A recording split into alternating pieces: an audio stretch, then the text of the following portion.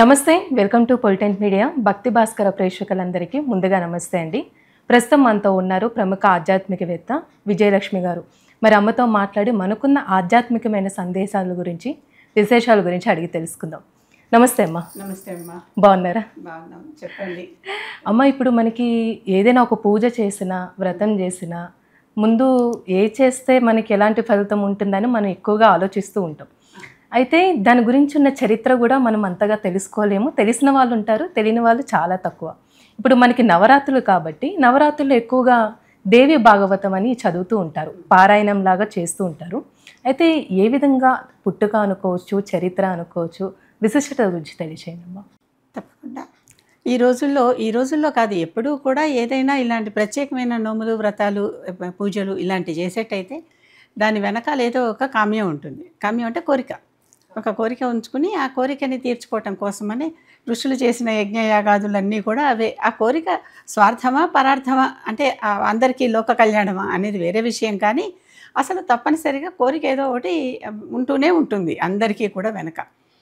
ఇలాంటి దాంట్లో దేవి భాగవతం గురించి ప్రస్తుతం ఈ నవరాత్రుల్లో అందరూ ఎక్కువగా పారాయణ చేస్తూ ఉంటారు. దాని పేరు శ్రీదేవి భాగవతం. శ్రీ ప్రతి పురాణానికి ముందర శ్రీ అనే అక్షరం కూడా ఉంటుంది. శ్రీదేవి భాగవతం. ఈ శ్రీదేవి భాగవతం వ్యాసుడే రాశాడు. వ్యాసుడు అప్పటికే చాలా పురాణాలు, అష్టాదశ పురాణాలు, వాటికి ఉపపురాణాలు ఇవన్నీ రాసేసి ఏం చేయాలో అంత చేసినా కూడా ఇంకా ఏదో అసంతృప్తి, ఇంకా నా అసంతృప్తి తీరలేదు అంటే నాకు ఇంకా పూర్తిగా సాటిస్ఫాక్షన్ రాలేదు అన్న భావంలో ఉంటాడు. అటువంటి సమయంలో కాశీలో ఉండి ఆయన పూజ చేసుకుంటూ శివుడికి చక్కగా ఉన్నాడు అక్కడ. శివుడి కంటే కూడా ఆయన నారాయణుడికే భక్తుడు ఎక్కువ. అప్పుడు ఒకసారి ఈ శివకేశవుల్లో ఎవరు ఎక్కువ అని అన్నప్పుడు నారాయణుడే ఎక్కువ అని వ్యాసుడు అంటాడు. అప్పుడు నారాయణుడే స్వయంగా వచ్చి కాదు కాదు శివుడే ఎక్కువ అని చెప్తాడు. అలాంటి సన్నివేశం వ్యాసుడి జీవితంలో జరుగుతుంది. ఇప్పుడు శివుడు వ్యాసుడు తనకు ఎంత భక్తుడయ్యాడని పరీక్షించదలుచుకున్నాడు. వ్యాసుడు తన శిష్యులందరితో ఈ ఋషివాటికలో ఉండే వాళ్ళ నియమాలు ఏంటంటే, వాళ్ళు ఇళ్లల్లో వంటలు చేసుకోవటాలు ఇలాంటివే ఉండవు. వాళ్ళు భిక్షా పాత్రతో వెళ్ళి 3 ఇళ్లల్లో భిక్ష అడిగి ఆ 3 ఇళ్లల్లో రాకపోతే అంతే, ఆ రోజు వాళ్ళకి లేదు ఇంకా, అంటే దేవుడు అంతే వాళ్ళకి ఆ రోజు పస్తుండమన్నాడు అని భావిస్తారు. అలా ఆ విధంగా చేసుకుంటూ వస్తున్నారు ఎన్నేళ్ల నుంచో. అది వాళ్ళ తరహా పద్ధతి అనమాట. ఆ ఆశ్రమంలో ఆశ్రమం అంటే వాళ్ళు ఉన్న అవస్థలో అది వాళ్ళకి పద్ధతి. దాంట్లో ఈయన తన శిష్యులతో పాటు 3 గడపలకు వెళ్ళాడు. ఎక్కడా అన్నం దొరకలా, అంటే అసలు ఎవరు ఏం భోజనం పెట్టలా, వచ్చేసారు. అలా 2 రోజులు 3 రోజులు అవుతోంది. పిల్లలకి అంటే విద్యార్థులందరినీ తండ్రిలాగా చూసుకోవాలి కదా, వాళ్ళందరికీ ఆకళ్ళేస్తున్నాయి, ఈయనకి ఓపిక నశిస్తోంది, ఎన్నాళ్ళు అభోజనంగా ఉండగలరు. అటువంటప్పుడు ఈయన చాలా బాధపడిపోయాడు. బాధపడిపోయి కోపం వచ్చేసింది. ఈ కాశీ ఏంటి, శివుడేమిటి, నాకు ఏం నచ్చలేదు అని కమండలోంచి నీళ్లు తీసుకుని కమండలంలో నీళ్లు కాశీని శపించడానికి వెయ్యబోయాడు. అప్పుడు గబగబా ఒక ఇంట్లోంచి ఒక పెద్ద ముత్తైదు వచ్చి, నాయనా ఆగురా, నీకు అన్నం పెడతాను, నిన్ను నీ శిష్యులకి మీ అందరు రండి అని చెప్పి అందరినీ పిలుచుకొచ్చి లోపల కూర్చోబెట్టి అన్నం పెడుతుంది.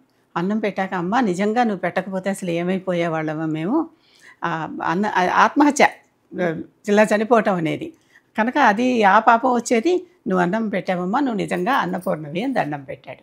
అప్పుడు శివుడు వచ్చి, ఆవిడెవరు అనుకుంటున్నా, ఆవిడ అన్నపూర్ణే. అన్నపూర్ణే నీకు స్వయంగా పెట్టింది.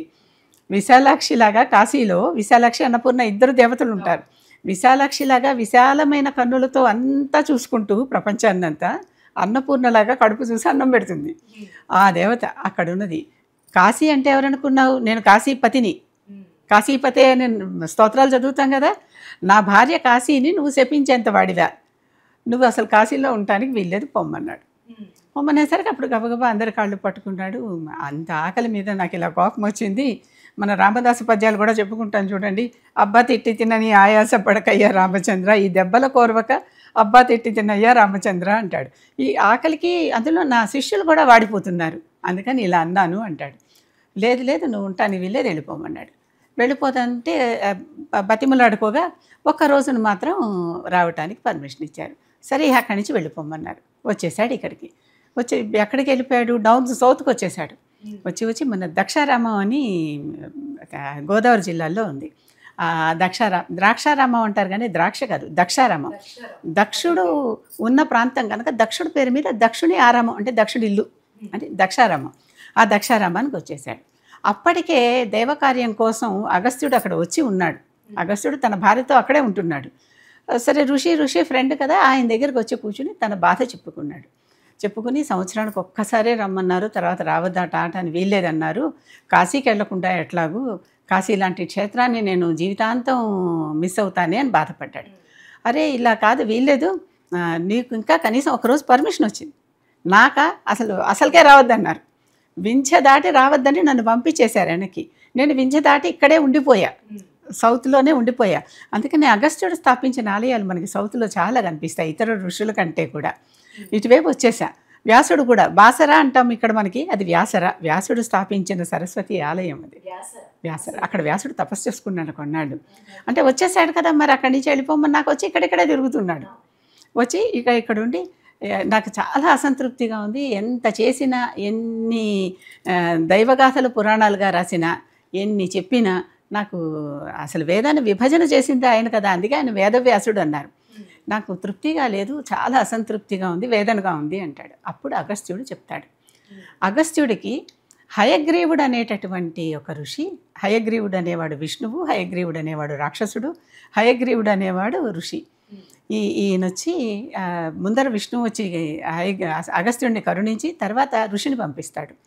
ఆ ఋషి వచ్చి అగస్త్యుడికి మొత్తం దేవీ భాగవతం ఈ కథలన్నీ చెప్తాడనమాట. అవన్నీ నాకు తెలుసు, నువ్వు ఈ కథను రాయి, ఈసారి అన్ని పురాణాలు అయిపోయాయి అనుకోకుండా ఇంకొక పురాణం శ్రీదేవి భాగవతం రాయి. ఈ శ్రీదేవి భాగవతం రాస్తే దీంట్లో సమస్తము తీరిపోయి నీకు కంప్లీట్ సాటిస్ఫాక్షన్ వస్తుంది. ఇప్పుడు నీకు అసంతృప్తి ఉండదు, అప్పుడు నువ్వు హాయిగా తపస్సు చేసుకోవచ్చు అని చెప్తాడు. చెప్తే అప్పుడు వ్యాసుడు ఈ శ్రీదేవి భాగవత రచనకి అగస్త్యుడి దగ్గర విని మొదలుపెట్టి శ్రీదేవి భాగవతం అంతా పూర్తి చేశాడు.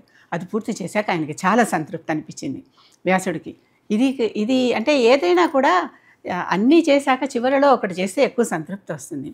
ఆకలేసింది అనుకో అమ్మ, ఒక అరటిపండు తింటాం, ఆకలి తీరలేదు, రెండో తింటాం, మూడో తింటాం, నాలుగో తిన్నాక ఆకలి తీరింది అనుకుందాం ఫర్ ఎగ్జాంపుల్. ఆ నాలుగో పండు మొదట తింటే ఆకలి తీరుతుందా? కాదు. ఇవన్నీ అయ్యాకే నాలుగో దానికి ఆ ఫలితం వస్తుంది. కనుక ఇన్ని పురాణాలు రాశాక ఆ దేవి భాగవతం, శ్రీదేవి భాగవతం కూడా రాశాక వ్యాసుడికి ఒక కంప్లీట్నెస్ వచ్చిందనమాట. అంటే నేను చేయాల్సినటువంటి పని నేను చేశాను, నేను రాయాల్సినటువంటివన్నీ రాశాను. మరి ఎన్ని చెప్పాడు, వేదాలు చెప్పాడు, ఉపనిషత్తులు చెప్పాడు, బ్రాహ్మణికాలు, సంహితలు, ఆరణ్యకాలు, ఇవన్నీ చెప్పుకుంటూ వచ్చి మళ్ళీ పురాణాలన్నీ చెప్పి, ఉప పురాణాలన్నీ చెప్పి, మళ్ళీ దానికి జతగా ఈ చివరిలో ఈ శ్రీదేవి భాగవతం కూడా రాశాడనమాట. శ్రీదేవి భాగవతం అలా వచ్చింది. అంటే అది లలితాదేవి స్వయంగా ఆవిడ కథ గురించి, అమ్మవారి చరిత్ర, అమ్మవారి అవతారాలు, అమ్మవారు ఎప్పుడు ఏ రాక్షసుల్ని ఎలా సంహరించింది, అమ్మవారు ఎప్పుడు ఏ భక్తుల్ని ఎలా కరుణించింది, ఇలాంటి ఏ బీజాక్షర మహిమ ఎలాగూ, ఇలాంటివన్నీ వివరాలు ఉన్నాయి. కనుక ఆ శ్రీదేవి భాగవతానికి అంత మహత్యం, అంత పేరు. అంటే ఈ నవరాత్రుల్లోనే ప్రత్యేకంగా నవరాత్రులు అంటే నవరాత్రులలో ప్రత్యేకంగా అమ్మవారు యాక్టివేట్ అవుతుంది. ఇప్పుడు ఒకరోజు ఆదివారం, ఒకరోజు సోమవారం ఇలా అనుకుంటున్నామా, ఆదివారం నాడు సూర్యుడికి ఎక్కువ శక్తి వస్తుంది, సోమవారం నాడు చంద్రుడికి ఎక్కువ శక్తి వస్తుంది. అలా ఒక్కొక్క వారం ఒక్కొక్కటి. గురువారం నాడు బృహస్పతి గురుగ్రహానికి ఎక్కువ శక్తి వస్తుంది. అలా ఆయా దేవతలకు ఆ రోజుల్లో ప్రత్యేకత కనుక మనం ఆ రోజున ఆ పేరు మీద పిలుచుకుంటున్నాం.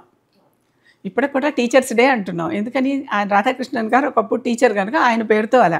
అలాగే నవరాత్రులన్నిటిలో ఆవిడ చాలా ఎంతో విజృంభణ చేసి, యుద్ధం చేసి ఈ రాక్షసులని చంపి బాగా ఎనర్జైజ్ అయిపోయిందనమాట, యాక్టివేట్ అయిపోయింది.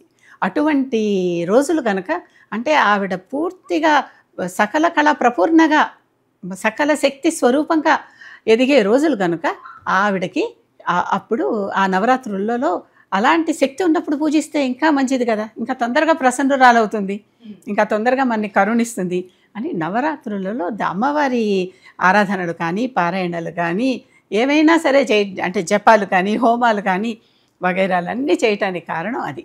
అంటే ఈ పారాయణం ఈ 9 రోజుల్లో పూర్తి చేయాలమ్మా? అంటే అందులో ఎన్ని అధ్యాయాలు ఉంటాయి ఏంటి అనేది? ఎప్పుడూ కూడా పారాయణలు ఎలా పూర్తి చేయాలి ఏంటి అనేదానికి ఒక నియమం ఉంటుంది. మనం వారం రోజులు చేస్తామా, 10 రోజులు చేస్తామా, ముందర అనుకోవాలి అది. ఇక్కడ 9 రోజులు కనుక 10 పోనీ దశాహం దసరా దశమి నాడు కూడా కలుపుకుని, దసరా అన్నాం కదా 10 రాత్రులు దశహర, అందుకని ఈ 10 రాత్రులు కూడా కలుపుకొని దశాహం చేసుకోవచ్చు, నవాహం చేసుకోవచ్చు. ఆహం అంటే అహర్నిశలు అనే మాట వినుంటావు కదా. ఆహారం అంటే పగలు, నిశ అంటే రాత్రి. 9 పగళ్ళు లేదా 10 పగళ్ళు ముందరే ఒక నియమం వీళ్ళే పెట్టుకోవాలి. అప్పుడు మొత్తం ఉన్న భాగాన్ని ఏ పారాయణ అయినా సరే, ఈ గ్రంథం అనే కాదు, చాలామంది గురు చరిత్ర పారాయణ చేస్తూ ఉంటారు, ఎన్నో పారాయణ చేస్తూ ఉంటారు కదా.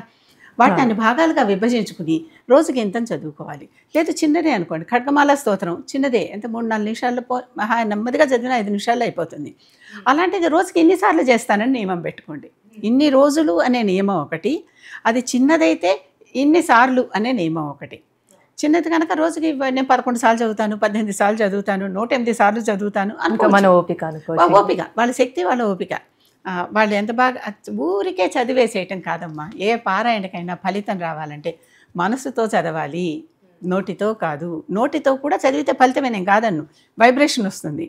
ఆ వైబ్రేషన్ వల్ల చుట్టుపక్కలంతా పాజిటివ్ అట్మాస్ఫియర్ వచ్చేస్తుంది, దానిని కూడా నేను కాదనను. కానీ మనసుతో చదవకుండా ఊరికే శబ్దాలు పలికితే ప్రయోజనం లేదు. శబ్దానికి అందుకే కాళిదాస్ అంటాడు, వాగర్ధావివ సంపృక్తో వాగర్ధ ప్రతిపత్తయే జగతః పితరౌ వందే పార్వతీ పరమేశ్వరవు. ఈ పార్వతీ పరమేశ్వరులు జగత్పితరులు, వీళ్ళకి నా నమస్కారం. వీళ్ళు వాగర్ధాలు లాంటి వాళ్ళు. వాక్కు అర్థము విడివిడిగా ఎలా ఉండవో వీళ్ళని కూడా విడదీయలేము. అటువంటి కలిసే ఉండేటటువంటి జంట పదాలు అర్ధనారీశ్వరులు కదా, వాళ్ళు ఇద్దరు కలిసే ఉంటారు. వాక్కు అర్థం కనుక ఆ వాక్కుకి అర్థం తెలుసుకొని చదివినప్పుడే పారాయణ ఫలితం. పారాయణ ఏ స్తోత్రం చదివినా, ఏ గ్రంథం చదివినా అర్థం తెలుసుకోకుండా చదివితే అది వ్యర్థం, అస్సలు పనికిరాదు. కనుక ఎన్నాళ్ళు చదవాలి అనే నియమం మనమే విధించుకుంటాం. అక్కడ పుస్తకంలో ఎంత ఉన్నది, ఒక గ్రంథంలో ఒకలాగా ఉంటాయి కదా, ఎన్నా ఉంటాయని చెప్పి. ఇక్కడ మాత్రం నవరాత్రులు కనుక 9 లేదా 10, సాధారణంగా 9 రోజులు చదివి 10వ రోజున అవన్నీ అమ్మవారికి సమర్పించినట్టు పూజ చేస్తాం. చాలా చక్కగా తెలియజేశారమ్మా, ధన్యవాదాలు. నమస్తే.